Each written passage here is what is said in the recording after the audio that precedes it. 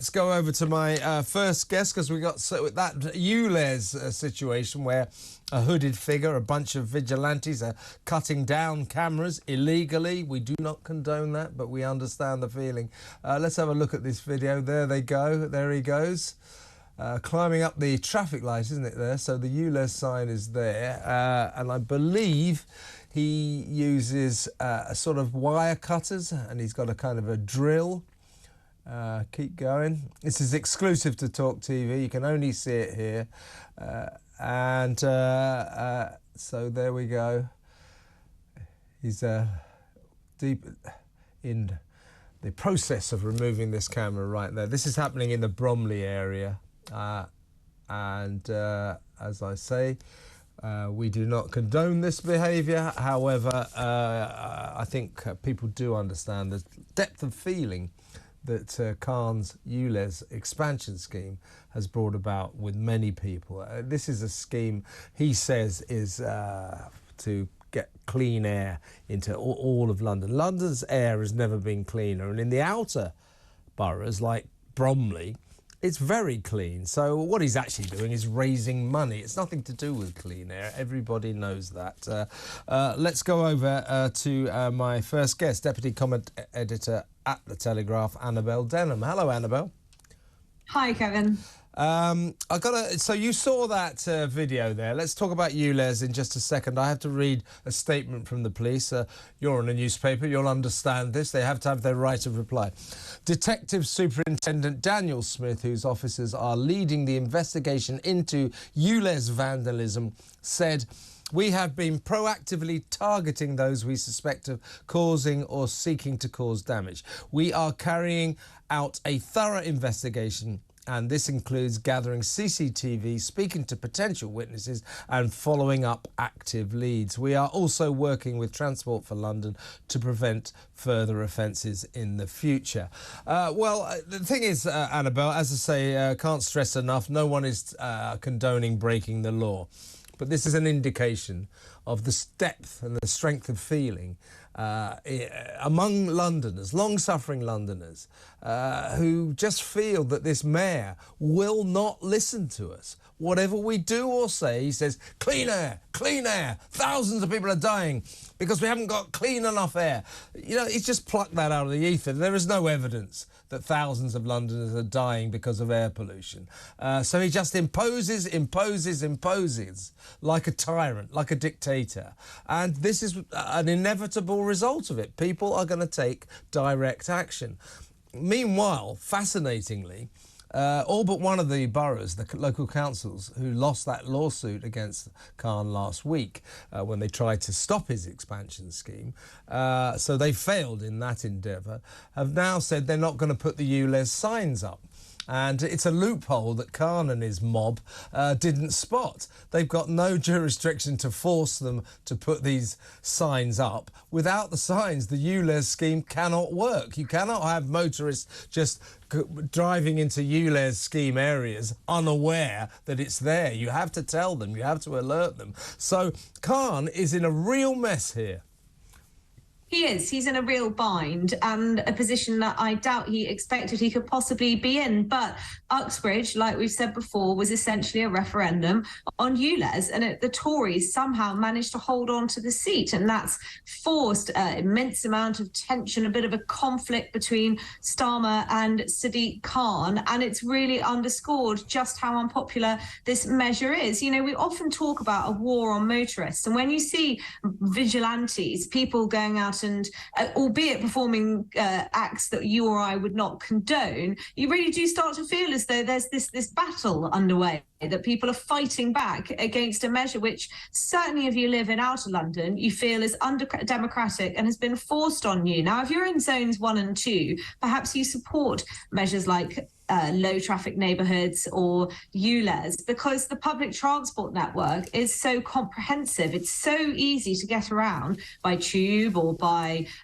bus that you don't perhaps fully understand that, for the most people up and down the country, a car is a necessity. You need it in order to get to work. You need it in order to drive your children to school. I think 85% of journeys in the UK are taken by car. So there's this really strange detachment, I think, we have between people who live in central London and people who live pretty much anywhere else in the country. On one side, some simply cannot understand the needs and the demands of the other. And, often we hear about politicians talking about Rishi Sunak being out of touch. And to me, he is not the one who is out of touch. It is people who work perhaps on local councils who maybe are able-bodied, don't have young children, are able to get around by bike or by foot, and they simply do not understand the lives of white van men, of people who have to use a car in order to commute to work, people who have to drive their children to school. And there's this fundamental disconnect. And I think that this protest against Ulez is really feeding into that. And,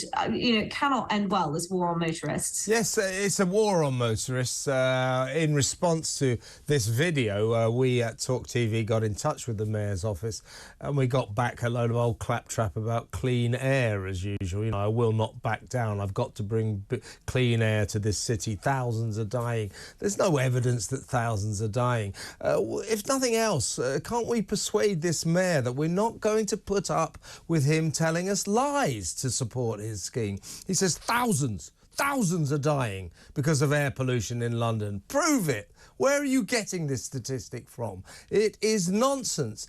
So it sort of adds fury to fury. We're furious that he's doing this, and we're talking about hundreds of local businesses, small businesses, say that they're going to close down. They're going to have to shut down as a direct result of the Ulez expansion scheme.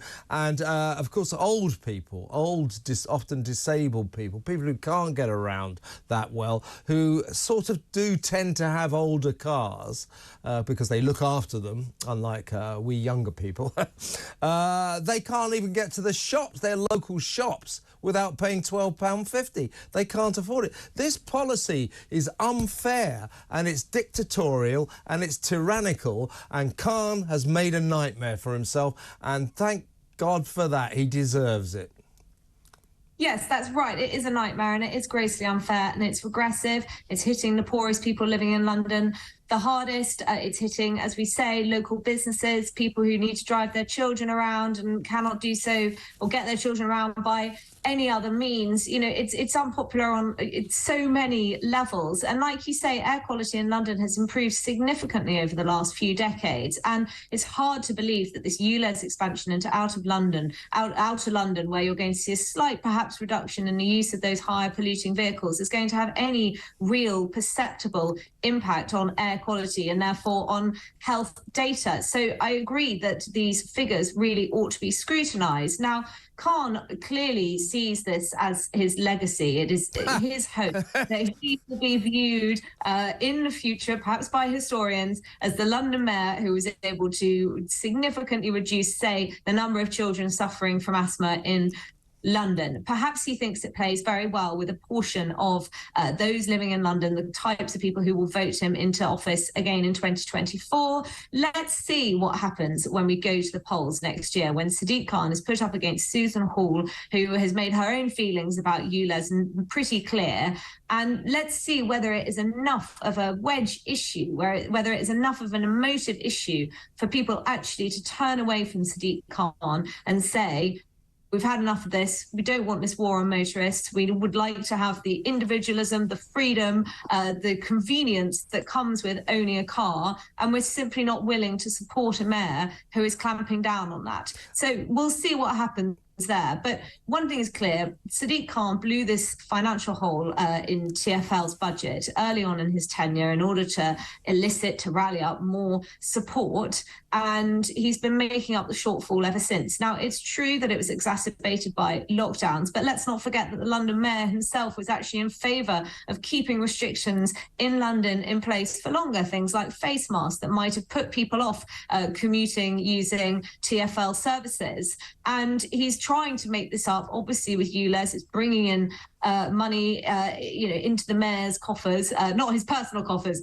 I should say, but into the city's coffers. And let's see what happens. But it's not surprising that people are so cross that the mayor has got himself into this situation, and it is being left perhaps to those on the lowest incomes to try and bail him out. Absolutely, and let's not beat about the bush. This is, this is nothing to do with clean air, as you quite rightly say, Annabelle. He needs the money. This is a good way of making money, and that's what everybody knows, and that's why everybody is furious. In effect, he's prepared to let pensioners struggle.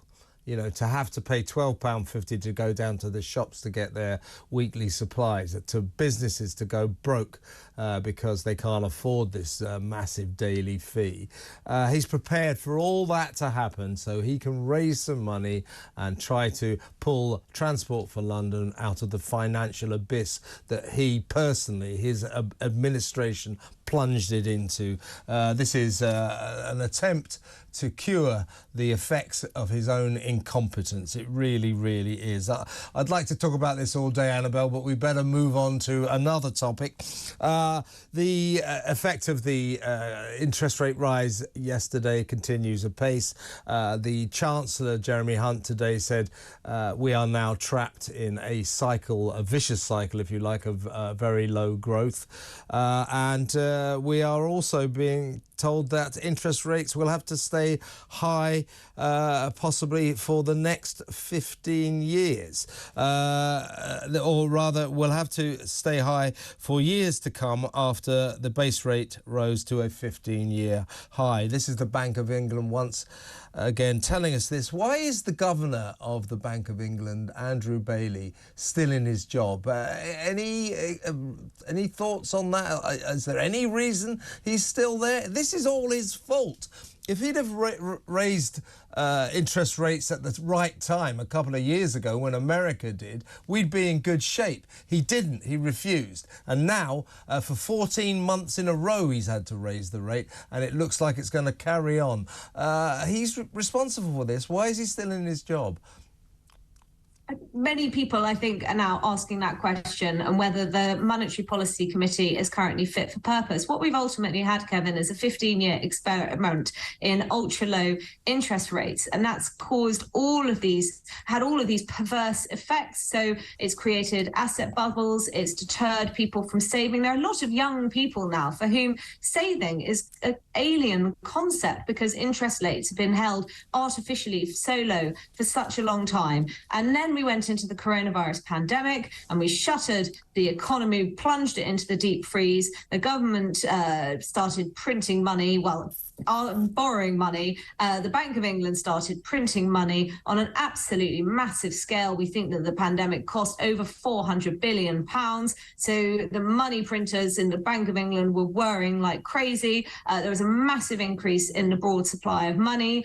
And the powers that be at the bank didn't seem to grasp that this was going to cause inflation. For a long time, they said that it wouldn't be a problem. Once inflation did start to increase, they suggested that it would be transitory, that it would pass quite quickly. Now it's very clear that we have persistent, sticky inflation, and there are fears that it is now embedded in the UK economy. And that in and of itself is bad enough. But what the Bank of England have also done is try to shirk and absolve themselves of responsibility for a lot of it. So they've suggested that it's the Ukraine war. They've suggested that it was a stronger than expected rebound after economies reopened after the pandemic. And those two things are true. They have certainly exacerbated inflation. They've also tried to suggest that it's older workers retiring early, so they're not earning, but they're spending in the economy, and that's causing problems. They've criticised companies for their pricing structures. They've told people not to ask for wage increases because that could trigger a dreaded wage price spiral.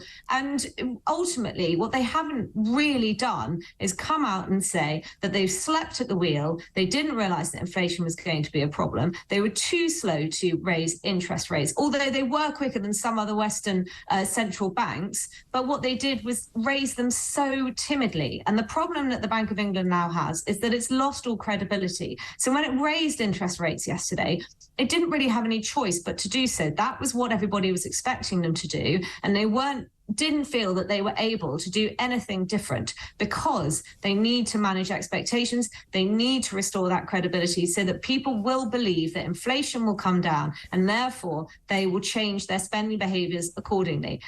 So let's see what happens after this latest interest rates rise, but it's going to be painful for people. We're already in a cost of living crisis. I think it's going to get worse.